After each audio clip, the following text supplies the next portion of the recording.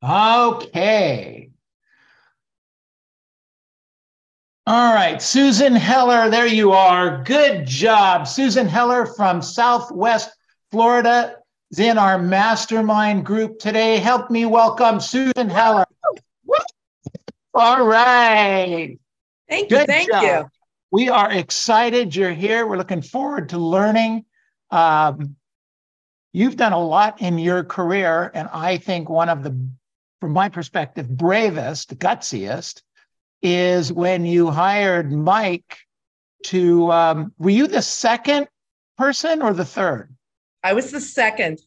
Second person to hire Mike Ferry and hand him a check, real check, or maybe it's actually a real wired funds, for $50,000 to coach you on a daily basis. How many years ago was that?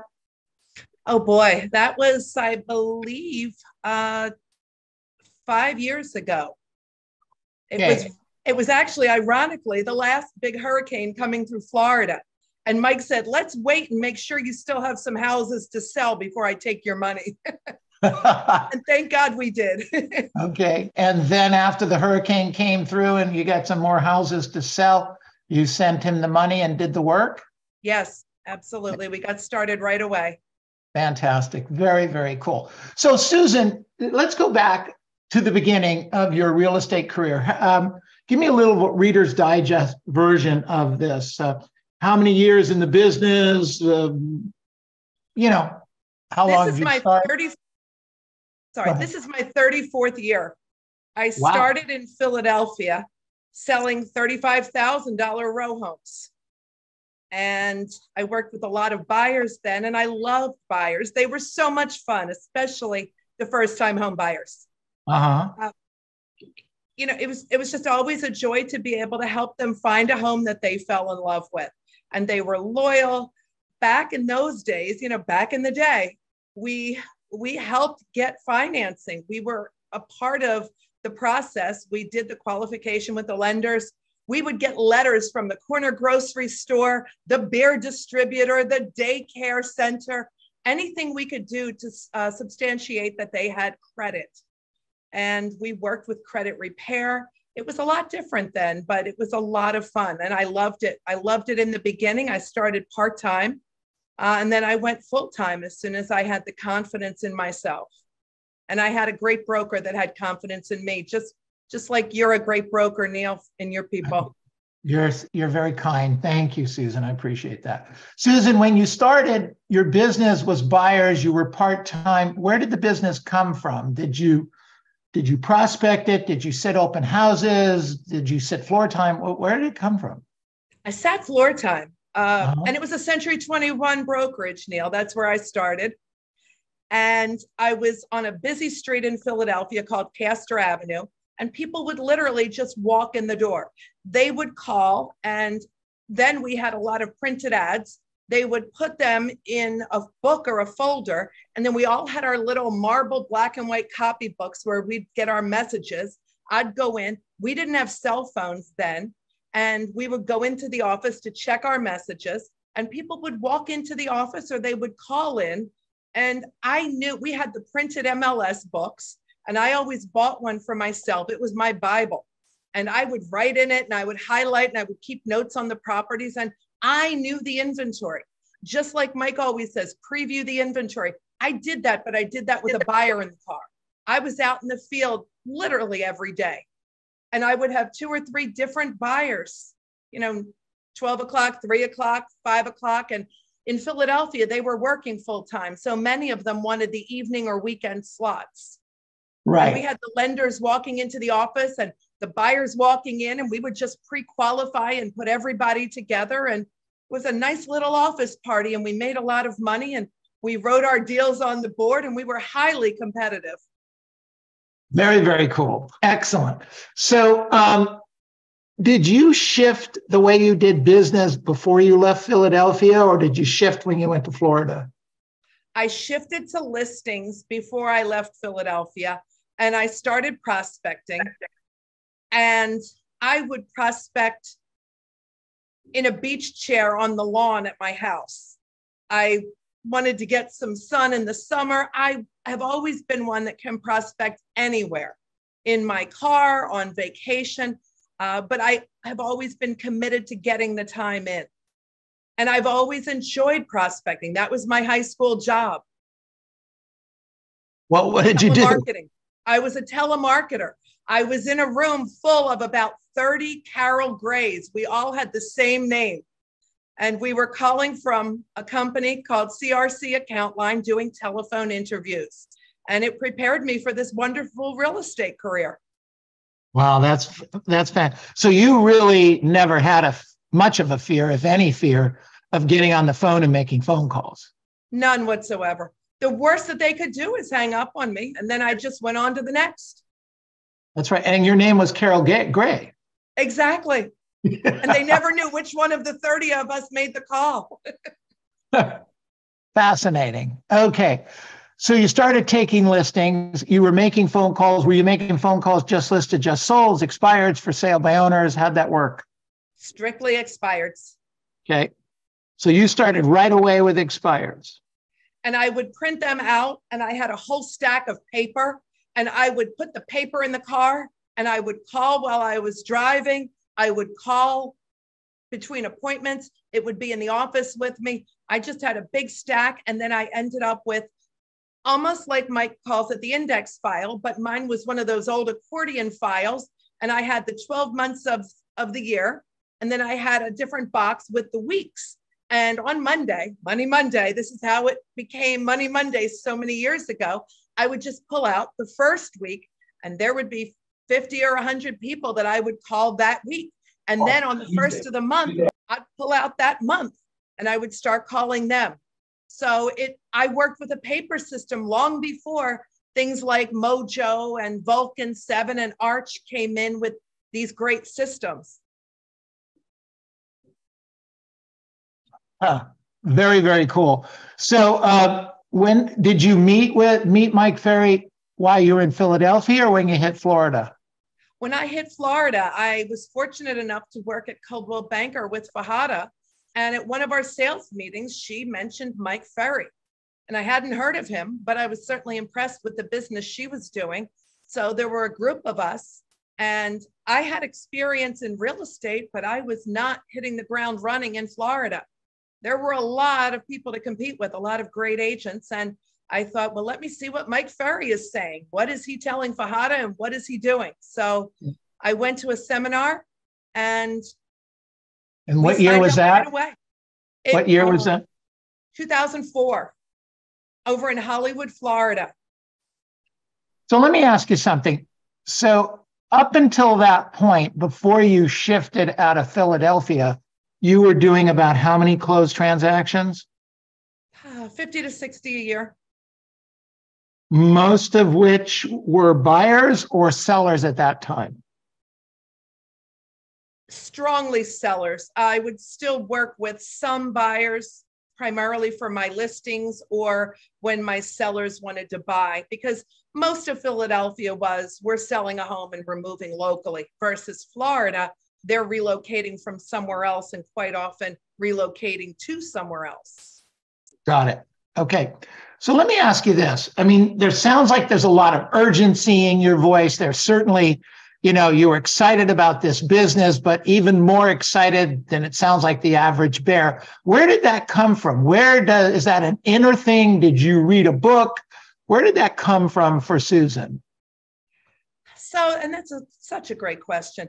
I think I'm just really motivated and really excited about things. I always, I'll say to myself, I am so excited. And if I don't know what comes after that, I need to think about what is going to get me excited. Is it prospecting? Is it going to the Mike Ferry event? Is it a trip to Europe? Is it going home and spending time with the cat?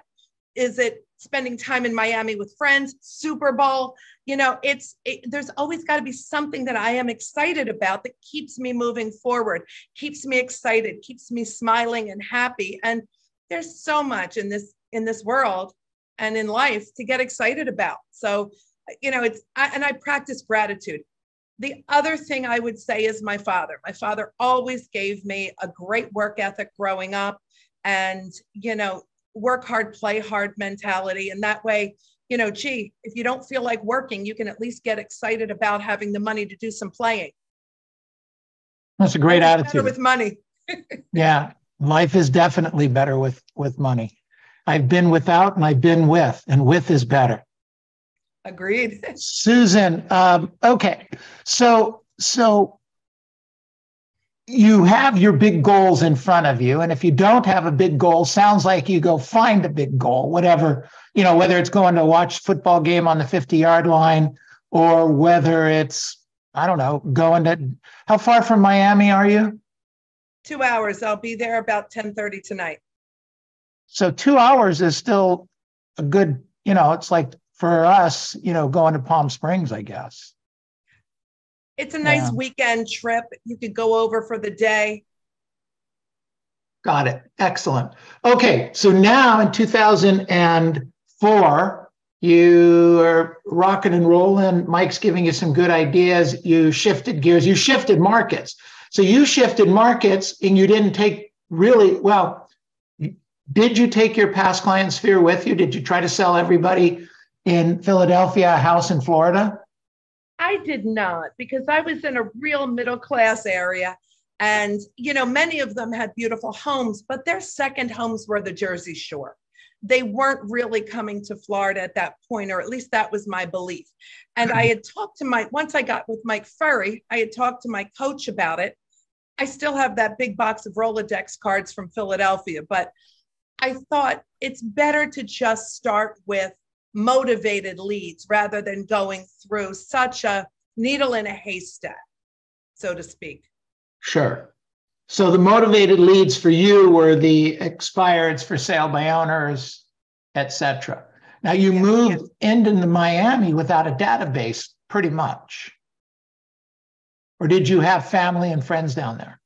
I did not. Well, my father was here, but he retired here. So he didn't have a big database. And I made friends here, but it was really just hitting the expireds. I did not have, and most of my friends in the area were in the real estate business, mortgage brokers, realtors. So there wasn't a lot of referral business there.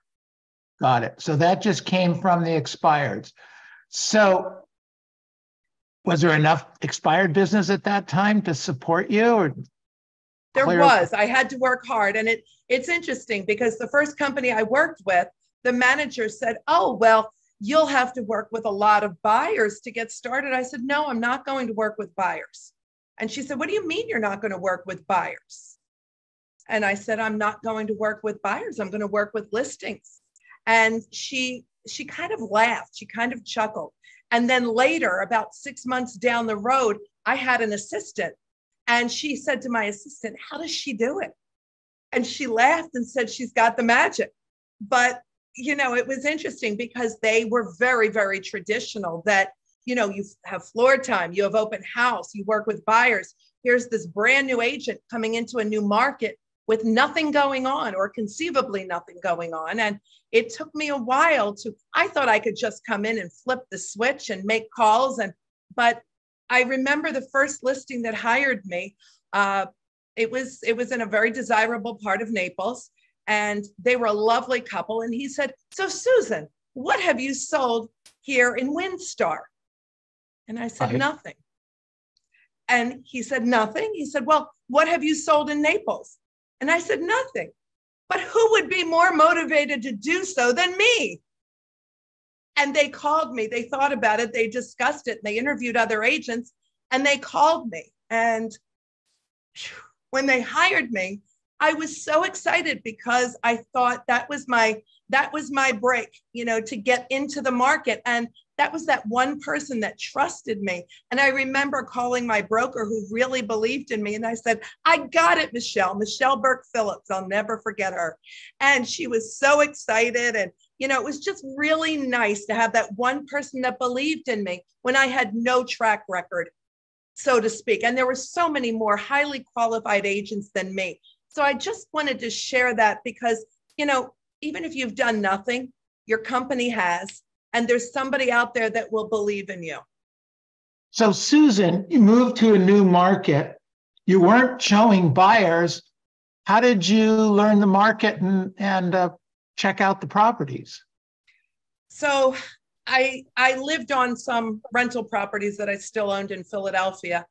I just collected rental checks, but I took a year off, and I didn't plan to do that. I just kind of enjoyed the weather a little too much. And then when I went back to work, I really had to hit the ground running. So I went and I would sit open houses to become familiar and to meet people and to talk about the market. And I was calling and prospecting the expired listings. And we had at that point Caravan. So I would go out with the office and look at these properties. And, you know, to be honest with you, here's this little girl from Philadelphia that started selling $35,000 row homes, looking at, you know, $3-4 million houses. And, you know, it was a little intimidating, but, you know, Susan, with all due respect, I don't see you as intimidated, but I see you as intimidating, but not intimidated. Okay. You know, it's when you're leveling up, you can see the next level, but, you know, it's just climbing, and you believe in yourself. And then when someone believes in you, then you like Mike says, we tell people that we've listed it. We tell people that we've penned it. We tell people we've sold it, and we go do it again. And that's how I built it. Just one client at a time. But, you know, ideally one client at a time was, you know, once or twice a day. Right. So you did it a little differently. You had to previewing it by going on Caravans, because in that market, they didn't and going on open houses, because they didn't necessarily have lock boxes on the property like you might have had in Philadelphia, right? Right. A lot of them didn't. And a lot of them in the higher price point were agent accompanied showings. And the agents weren't always cooperative to show. No, agents aren't cooperative. That just must be a Florida thing. It's kind of an oxymoron, right? Cooperating brokers. Yeah, exactly. So tell me, what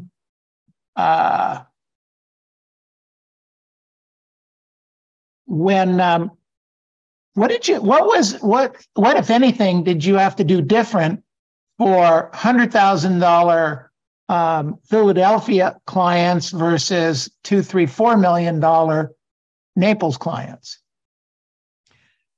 Yeah, and that's such a great question. You know, I think I leveled everything up. I upgraded the car. I've always worn suits. I've always dressed. Philadelphia is conservative. It's professional. And I come from the corporate world.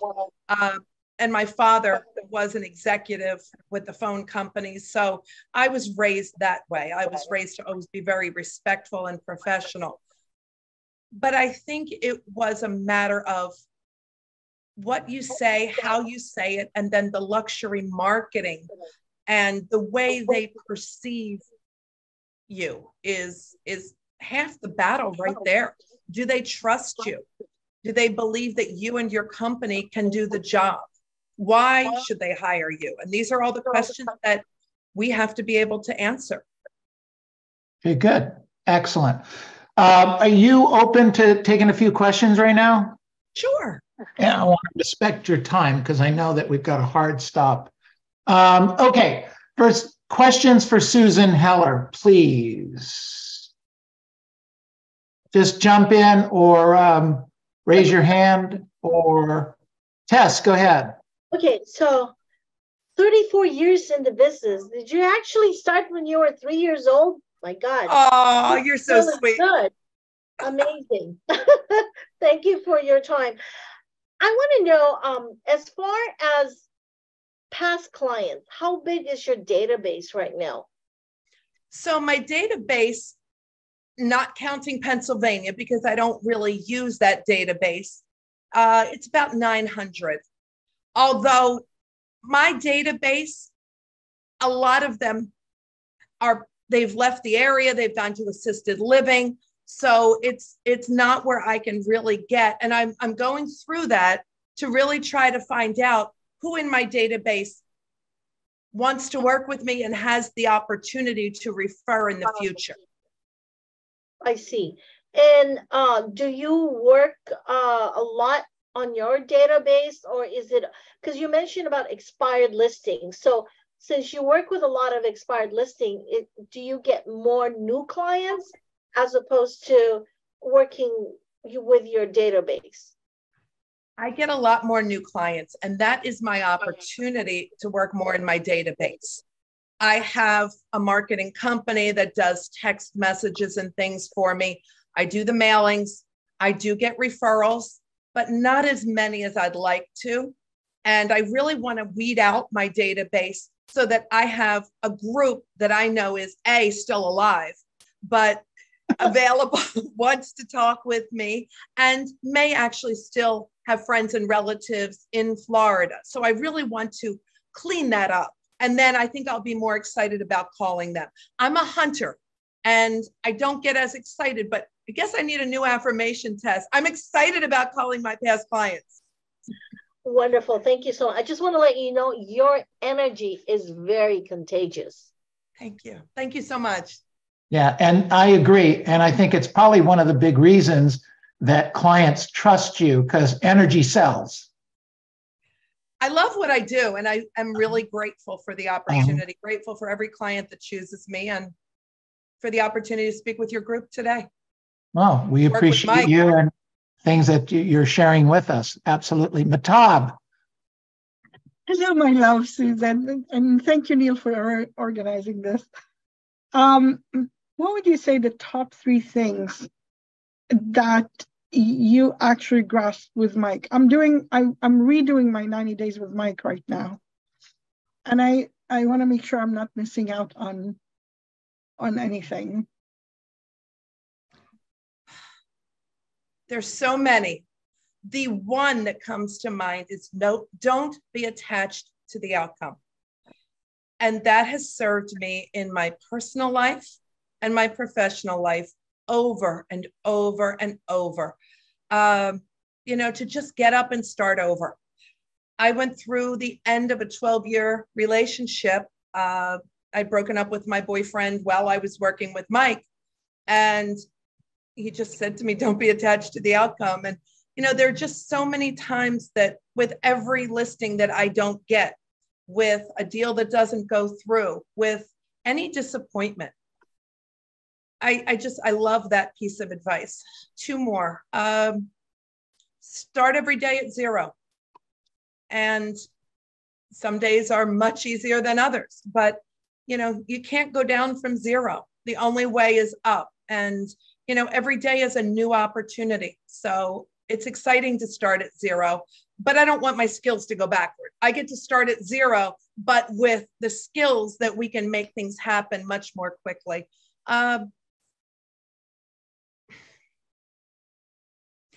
Just a positive mindset. Okay. And that's what I love about this group, about Mike, about my coaches. I've always had a pretty positive mindset, but I think being in this environment and to be in the environment that you all are with Neil is just, it gives us the opportunity we may have a bad day. I'd like to think I only have a bad hour, but sometimes I might have a bad day, but it doesn't become a bad week or a bad month or a bad year.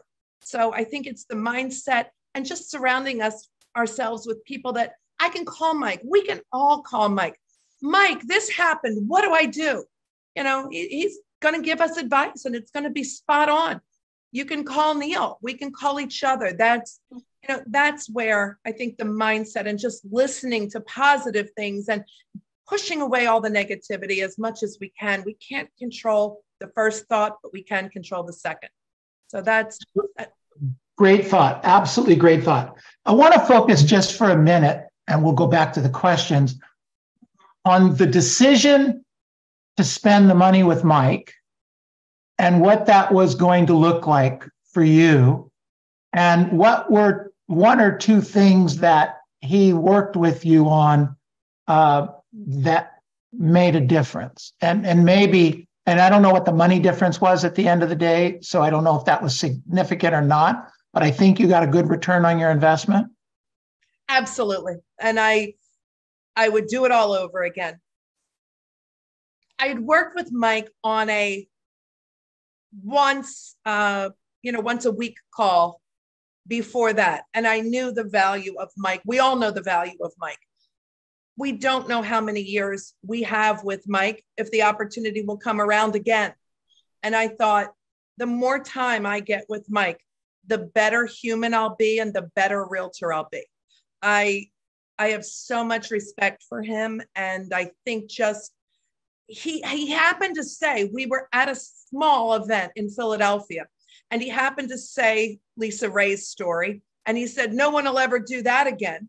And I heard someone in the audience say, I will, Mike.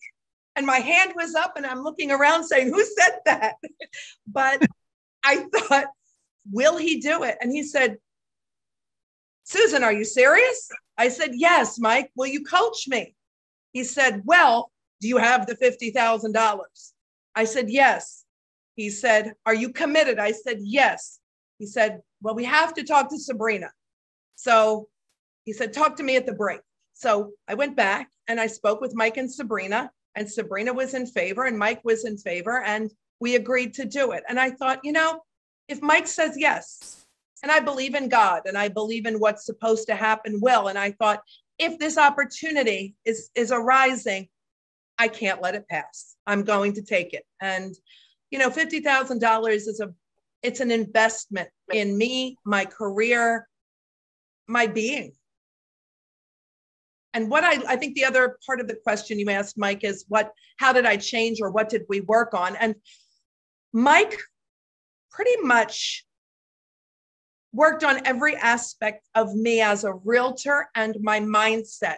And he would go over things repetitively with me. Sometimes we would talk 3 times in a day. It might be 5 minutes and he'd say, Susan, go do this and call me back.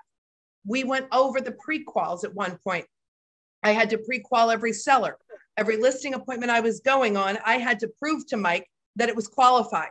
So we would talk about the appointment. I would do the written pre-qual, write everything down, and I would send it to him and we would talk about it. And then we would talk after every listing appointment. So we analyzed everything. We went over the script. I remember we role played and I said in the role play, Mike, Sabrina, wait. Where in the script does it say to use our names? And the script verbatim was truly the script verbatim. And I really learned why we say what we say, the tonality, and just, being, Neil, being in Mike's presence, we change, we learn, we grow, we think differently. And that has made me a better human. Wow, that is great. Good job. Thanks for your articulation, Susan. You really say it like it is. Okay, other questions for Susan? We're on a timeline here. Other questions? Raise your hand or jump in. So I have a question, Susan, and I tend to ask this on all the people that come in here. We have a lot of agents that are either new or are really trying to get their business back going again, post-pandemic, post-rising interest rates, so on and so forth. So for the agents that are on here that fit that category, what are 2 or 3 things that you would say, this is what you got to do every day to get yourself going again? Mindset. Start your morning with mindset. I'm up at 5 a.m. I exercise almost every day. I typically take 1 weekday off. And just get excited. Get excited about getting on the phone. Get excited about the opportunity. I have what is really powerful for me, and I call it a power hour.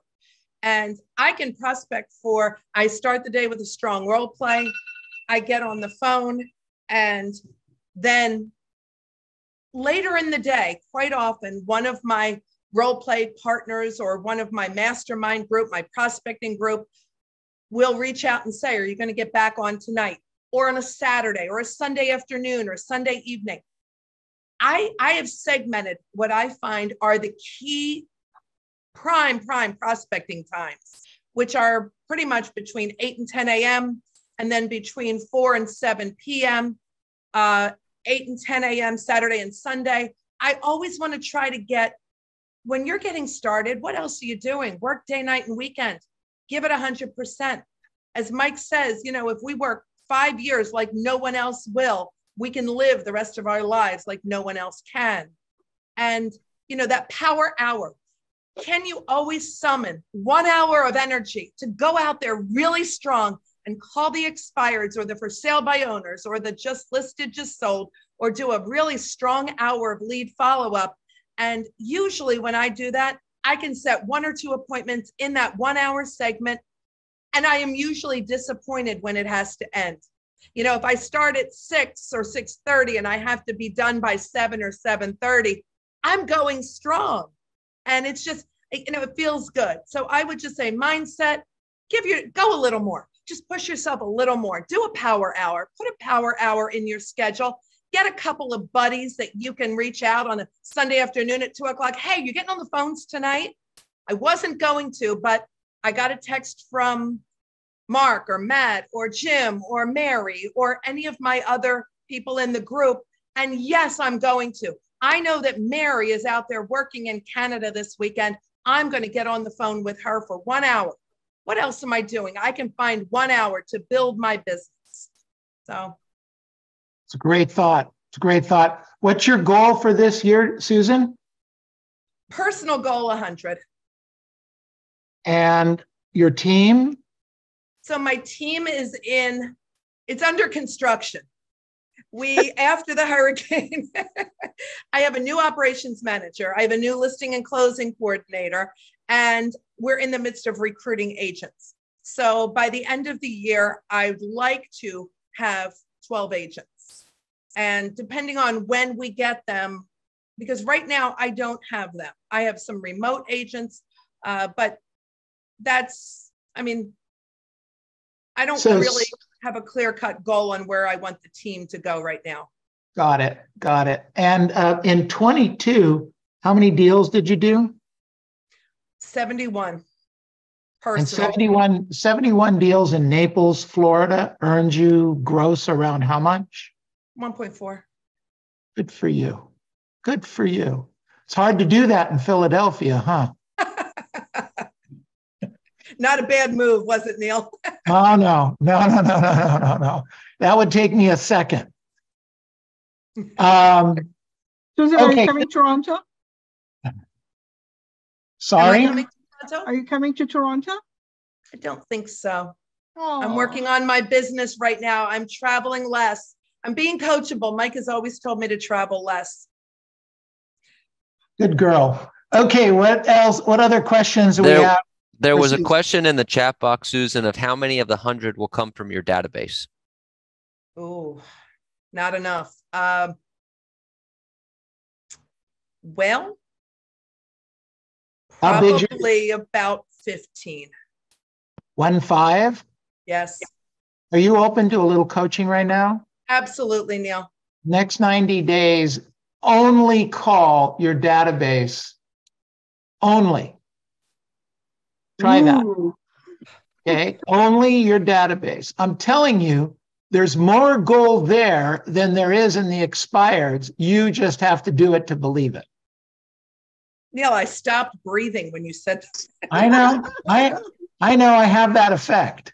I'm telling you, I promise you, if you will do that, you'll end up, right now you have 900 people. Let's say there's 800 real people. 700 real people. There's 70 deals there. You're getting 15. You don't believe there's 70, but I'm here to tell you there are 70. You're just not getting them. You're right. Susan, I'll get Mike on the phone. I'll ask him if that's a good idea. What do you think? I think we should not interrupt him in Milan. He's done. Other questions for Susan? I have a question. Go ahead. So you mentioned that you came from Florida and you went to Philadelphia. You didn't have any sphere moving to Philadelphia. But how did you get acclimated to the area so that you were confident? I'm sorry? It was the other way around. I moved from Philadelphia to Florida. I had been vacationing in Florida for years. My father retired here in 1989, and I moved in 2001. So I knew the area to a certain extent, but it was really difficult because there are a lot of gated communities. They all have their own individual rules and restrictions and, pet policies and rental restrictions. And, it was difficult to learn all of that. But I surrounded myself with smarter people and hired great staff. And, once I took a listing, I got to know the community. So I kind of learned as I went along. Okay, thank you. Sure. Great question. Good stuff. All right. Who else do we have that has a question for Susan? Yes. Go ahead, Hey, David. Susan, this is David. I love your energy and your enthusiasm as well. What would you say to an agent that maybe doesn't have it naturally, how they might be able to emulate even 10% of what you have? More coffee. No. Fake it till you feel it. Crank up the music. Go dancing. What gets you excited? Money, cars. So go test drive the car that you want. Figure out how much money it's going to take to buy it. And get excited about the prospecting, because that is the vehicle, pun intended, to get you in that car. Okay. Nice. Thank you. That's what I would do. Good stuff. All right. Other questions for Susan? Laura, go ahead. First of all, thank you for all the advice and everything, your time. If you were to choose your one way of prospecting, just one, what would it be? My one what? One avenue of prospecting. Sorry. But she only had one. If you only had one choice of prospecting for whatever reason. As your business source, like the one thing, the most important one. Expired. 100% expireds, Laura. But that might not be a good answer, because I'm feeling as though Neil would probably coach me to call my past clients. In your case, okay? In 100% your case right now, because you're leaving too much on the floor. Laura is too, but she's trying to sidestep that. I just asked a question. I coach Laura, and Laura's she's looking for another answer. No. Honestly, I wrote amen to that, because what you said about starting from zero every day, but you're not really from zero, because you are better today than you were yesterday. And that's where I stand every day. And that's probably why I love the expireds, because there are new ones every day. Even if there's only one, it's very rare that I don't have any. Even if I just have 2 or 3 or 4, that's opportunity. And I am calling my SOI 2 hours a day to 3 hours a day. And then I call other sources as well. That's what I was asking you. If you would have to choose one thing as your business source, what would it be? But you answered that for me. Of course, we got to have more than one. Yeah. I'll do the challenge with you that Neil gave us, because I have 650 and I'm not getting enough business with them. But it makes sense what he said. Matab, every Saturday, Tess is having that challenge. Okay, right here. See, Tess?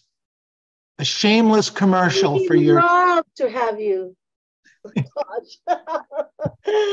All right, good stuff. I already signed up and I got my email back. Laura joined already. Hooray! All right. Yay, I joined. I want to hear more about that challenge, Tess. Yes. So I'm following everything that Neil says. I'm a sponge. Our lender director told us that you got to be a sponge no matter what. Got it. Good job, everybody. Coachable, right? Be coachable. Exactly. Absolutely. All right. Who else has got a question for Susan? Alex, did you have your hand up? I saw Edward's hands up before, but I don't know. Edward, he just asked the question. I asked the database question. Oh, okay. No, Thank you. It wasn't me, Neil. Okay, got it. Good. Well, you should. Hey, Alex. Susan, I mean, I'm trying to let other people participate, but I have a bunch of questions here. So I'm just gonna go because I know you have a hard stop. In our market, as I'm sure it's very similar to yours, the number of listings is down in the marketplace pretty dramatically compared to last year. So again, what are one or two things that you would recommend for agents to really take their listing skills to an A+ level so that they don't miss out on any of the listings that are available? Good question, Robert. It is. It really is. I would say role play more, role play with better role play partners. That doesn't work. Go. What's another one? So expand your market, go to different areas. Don't just call them, door knock them, text them, send them more things, call at different hours, morning, noon, night. I'm finding that I have to be a lot more creative too, to reach them at different times and call them multiple times throughout the day. I can't just call in the morning. I call in the morning. I cycle through them a second time. Then I call them again in the afternoon, and then I try to call them again in the evening. I'm putting more evening and weekend hours in now to try to reach the people that I couldn't get during traditional times. Well, that's smart. Susan, what were the hours, sorry, Robert, to interrupt, just to piggyback on yours. What were the hours that you found perfect for prospecting, just out of curiosity? 8 to 10 a.m. and then 4 to about 7:30 p.m. And then Saturday usually somewhere between like 4 and 5 can be good too, when they're done with the day and getting ready for dinner. And then Sunday night is really strong. And then of course, Monday night, Monday. Sunday night, what time do you do usually? 4 to 7:30. 4 to 7:30, okay. So basically, Susan, all the time. Morning and night. Noon is not so good. Oh, this is great. Fantastic. All right. So what we're going to do, so first of all, unmute yourselves, and let's give her a big hand. Good job. Hey, Susan. Thank you, Susan. Good job. Thank you, Susan. Nice to meet you, Susan. Susan, I know you have a heart. Thank you so much. Thank you, Susan. And we appreciate you to the nth degree, and thank you for all that you do. And thank you for the inspiration that you are always. I put your contact information in there, get you some referrals, and we'll send you the information on some of the prospecting that we're doing over here. If you ever have a minute, just jump on over if you're looking for another power hour. We'd love to have you as part of it. And also, because so much, I want to make sure that everybody knows that we role play every morning from 8 to 9 every morning.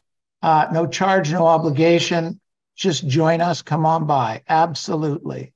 Okay. So really quick right now, what did we learn from Susan Heller today? What did we learn from Susan Heller? Who wants to go first? Keep a strong mindset. Yeah, she does. She's got a great mindset. What else? What else did we learn? Neil, this was the same thing I had with Lisa Ray, and Mike has taught us for years that if you just learn the skills of being a great real estate agent, you can be dropped anywhere in the country and be successful. And she was in Pennsylvania, moved to Florida, totally different market, no database, but she had the skills and she knew what to do.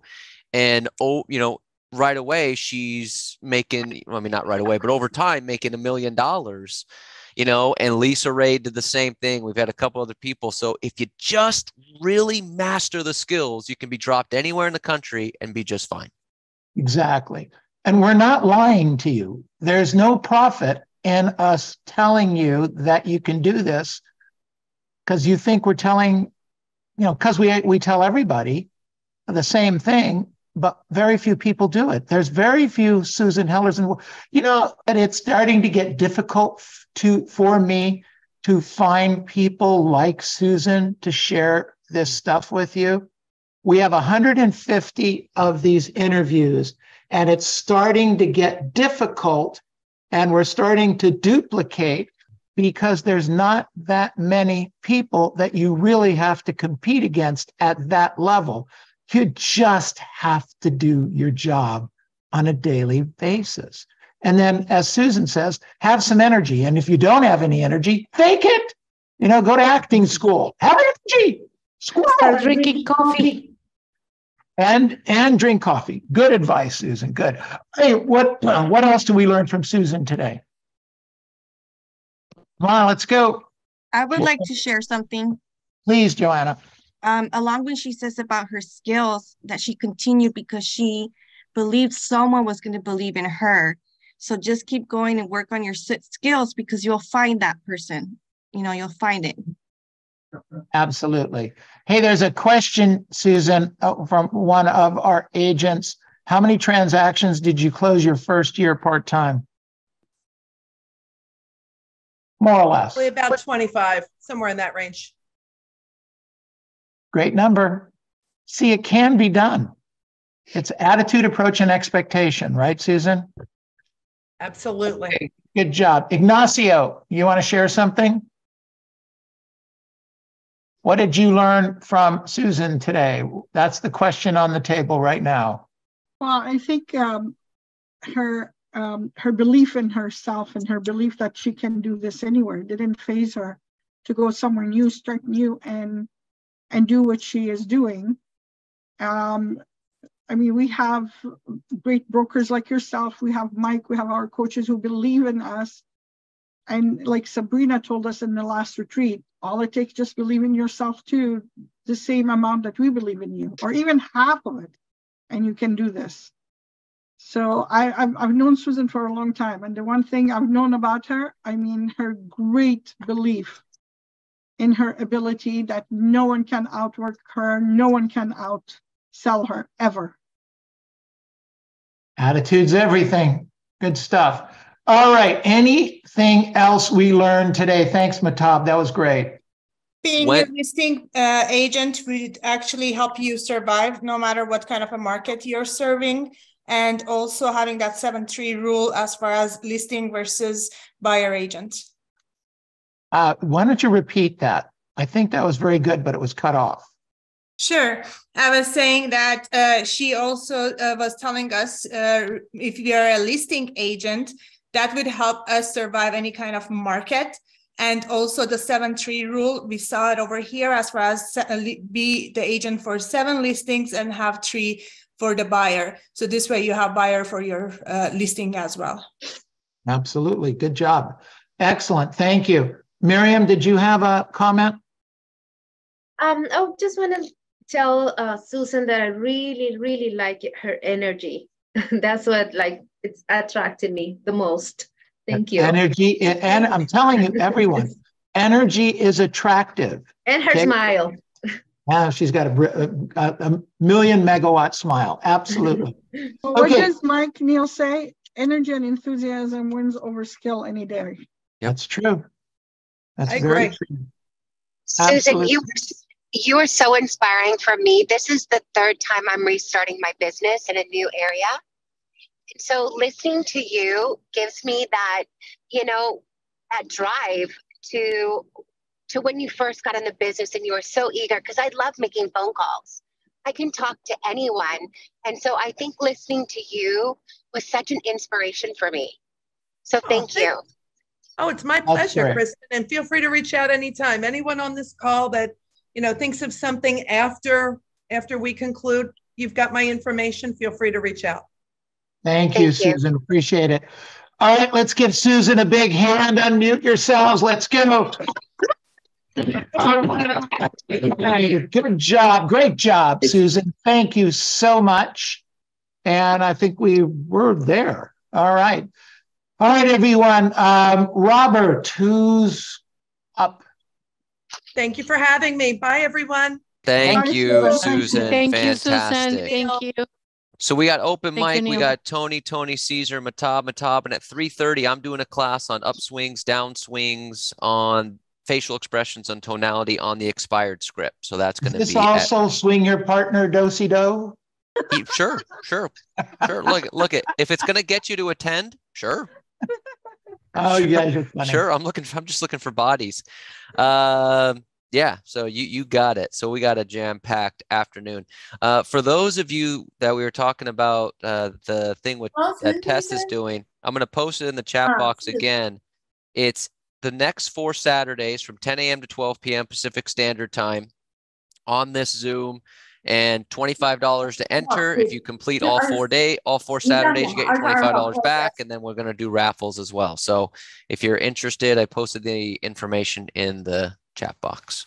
And if you lose the $100 because you didn't do the 4 Saturdays, the money goes to Neil. No, doesn't go to Neil. Don't tell him that. That would triple for the. Goes to Neil, and that's it. He deserves it. Yeah. You know what used to get me going? It was if they told me that my money is going to a competitor, then I would be so pissed.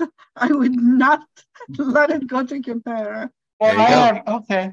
All right. Well, look, we have plenty of clubs and political things that we could send stuff to, but we're not doing that. What we're doing is the people who contributed, the people who ended up with the thing is going to end up with winning the prizes, and that's how we're buying the prizes with your money. So if you want to, no, Neil, can I just say something though?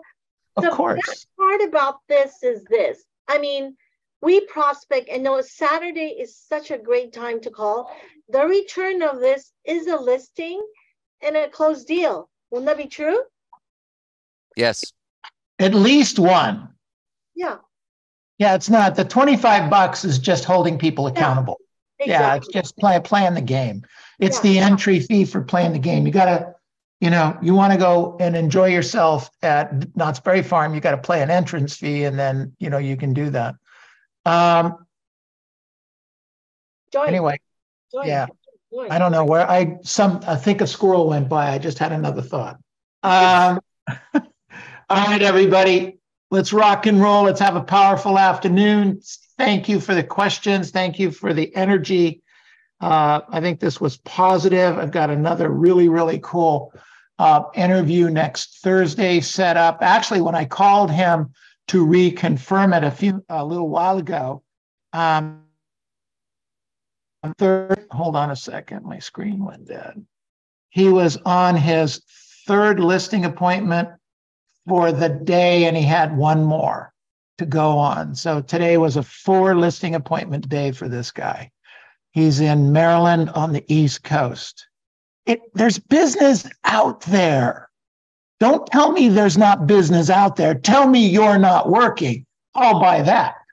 But anyone that's working, anyone that's doing their stuff, anyone that's coming to role play, and I don't understand why all of you aren't at role play every day. So, Ashley or Robert, if you could post the role play link, that'd be great. It's this one. Right. But some of them don't know how they got here. That's it. It's the best I could do. We save it under dialing for dollars. All right, everybody. Have a powerful afternoon. I'm losing my voice. I've been calling my database all day. Yeah, Neil. Okay. Hot water and honey. Yes. Hot water and honey. Yes. Matt Ferry's remedy for that when you go to prospecting school. Neil, it made so much sense what you said to Susan that I'm like thinking about it right now, because I've been in a bit of a rut, and I'm going like, hello. Look, I've been teaching this for 50 years. I have a few converts. I teach 2 things consistently for 50 years. Finally, today, get a handle on your database. Today, do it today, even if you didn't do it tomorrow. That's number 1. And number 2, try to work to buy 1 rental property a year for the next 15 years. If you can't do that, buy 1 every other year, okay? But I'm here to tell you that if you do that, doesn't matter what's going on in the marketplace, in 15 years, the first rental will pay off, and you'll have a free and clear asset and assume 0 appreciation, and you'll have that. That's in large part why I can do and my wife can do what we can do today, because we've been working on this for 25 years. What are you guys doing? It's never too late to start. Database and investing in real estate. Please, please. I am calling my Thank database. you, Neil. Thank you for that, because it was a wake-up call for me. And for the next 90 days, that's what I'm doing. I'm upping. Right, I got, out of 60 people, we had 2 people wake up. Yes. Yes. When right. I'm on the stage next to Mike, I'm going to say, thank you, Neil Schwartz. Thank you. That's fine. I have people say that to me all the time when they show me how many houses or doors that they own because of what I've been doing, sharing with them for years. And then I have the other half of people that are pissed at me because I say this all the time. You are where you are because it's okay with you. Correct. And that's the God's truth, ladies and gentlemen. Because if it wasn't okay with you, you wouldn't be there. So let's get going and let's change it. And it doesn't matter what's going on in the marketplace. Show up for role play. You want to convince me and Robert that you're committed? Show up for role play. We're there every morning. Every single morning. We show up. Where are you? We don't even know. By the way, we know the scripts and dialogues. You know how Mike says to you that if he ever shows up in your marketplace, you're dead. Okay. No, he says, I'll beat you like a drum. Stepchild. Yeah, exactly. Like a bad stepchild. At this point, I have to tell you, at this point in my career, I believe I can do the same thing. And it's not even fair because the scripts and dialogues are so ingrained in us. And that's just because we show up every day and we work on it and we work on it and we work on it. We have some agents that we're coaching right now that are learning how to become great listing agents. They're really good buyer's agents. We have example after example of how we've helped great buyer's agents turn into spectacular listing agents and what it takes to do that. And we're converting people all the time. If this sounds like a pitch to you, then so be it. If it sounds like a life-changing idea, accept it. Okay? You also said, Neil, that we need to perform and do the scripts at the highest level. That's right. Every day when we role play, we get different partners. And this is for me, and please do not lynch me. I feel like when I have a great role play partner, I kind of learned and it's practice. But when I get a partner that has never been to production school, not once, it's kind of starts ingraining in your brain the other way. Like you told me, do not run through the scripts. Why am I doing that? You see, Can I ask you a question? Oh, sorry. No, go for it. So Laura, so here's the thing. I work with starters every day, okay? Mm-hmm. And I hear what you're saying. However, there's a little part of me, and I'm just saying a little part of me that feels I need to give back. So sometimes I have to start from scratch and share with them, but it only takes 1 or 2 turns through the script to have somebody get it. So we're here to learn and we're here to help. The more we help, the more the universe gives us people to learn with. So, and I know you're a big person that gives stuff back. Somebody asked a question as I was. That was me.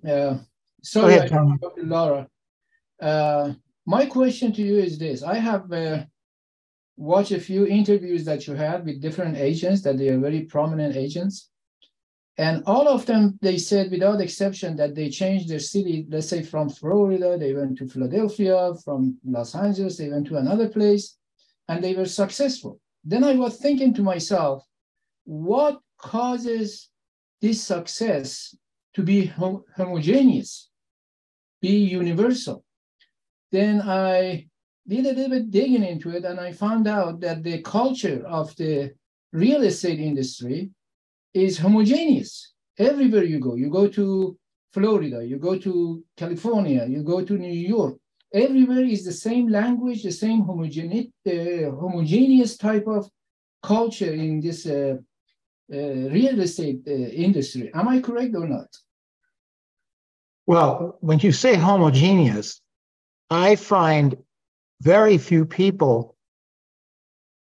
like us. When I say us, it's the Mike Ferry, Tom Ferry thought process, okay? Because most real estate agents are average or below average. Now, if that's what you mean by homogeneous, I mean, they're happy with their lives doing 4, 5, 6 transactions. Do you know that the average real estate agent earns about $56,000 a year? I don't want to hang out with people that earn $56,000 a year. That's in California. Here, it's not even 30 grand. Yeah. So I mean, the people that you hear, you think it's their average. They're not average. They're spectacular. They make it seem easy. Am I making sense, Tony? I was not referring to the agent. I was referring to the culture of those cities, the culture of real estate in those cities. Hey, well, let me share with you. I've been doing this for 50 years.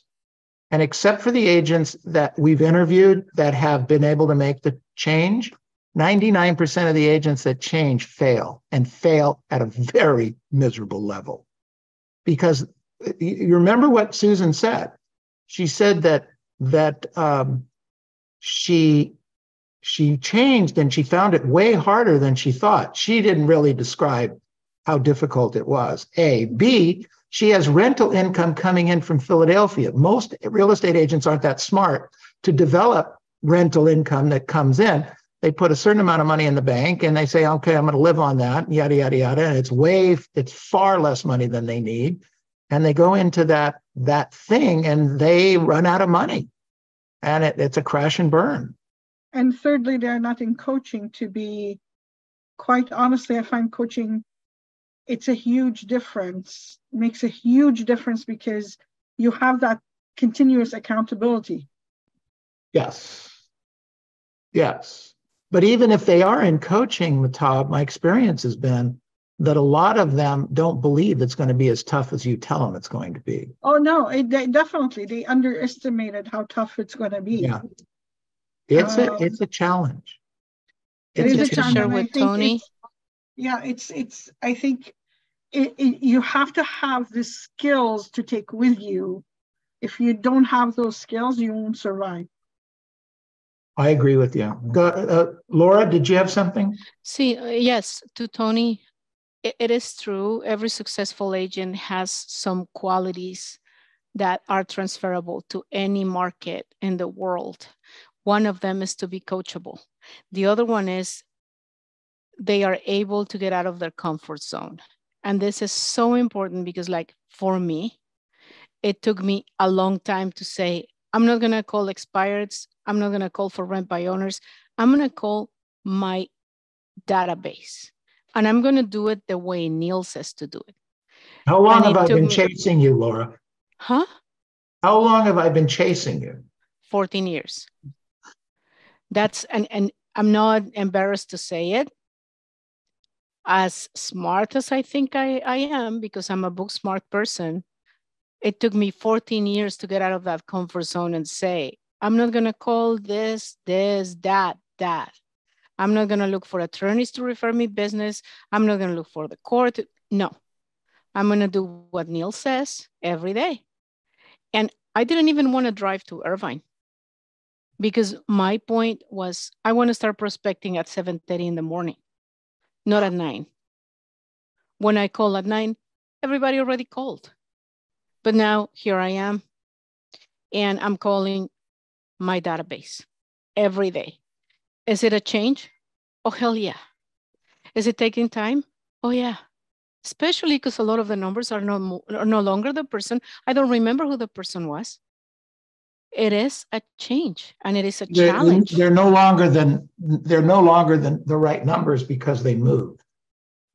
And not only that, some people have passed.